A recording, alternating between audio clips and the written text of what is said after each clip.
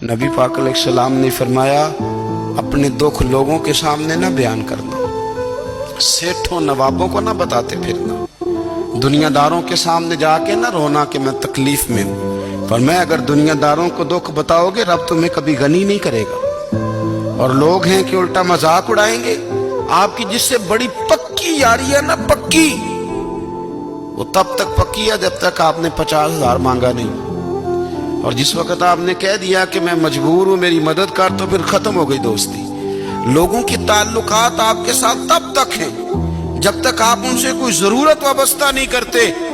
करीम आबू फरमाने लगे बंदों के सामने दुख ना बयान करना, अल्लाह तुझे कभी गनी नहीं करेगा।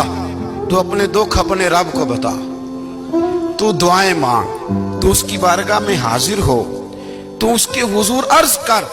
फरमाया अपने दुख अपने रब को बता, वो जल्दी करे या देर से करे तुझे सारी दुनिया से बेनियाज कर देगा, तुझे किसी का मोहताज नहीं रहने देगा। रसूल कायनात ने फरमाया, रब करीम फरमाता है जब मेरा बंदा हाथ उठाता है ना तो मुझे हया आती है कि मैं खाली कैसे लौटा दूं इसके। इतने बड़े बादशाह की बारगाह में ओ भाई, लोगों से इज्जतें तलाश करते हो तो वो क्या तुम्हें इज्जत देंगे? वो तो कल अच्छा कहते हैं परसों बुरा कहने लग जाते हैं।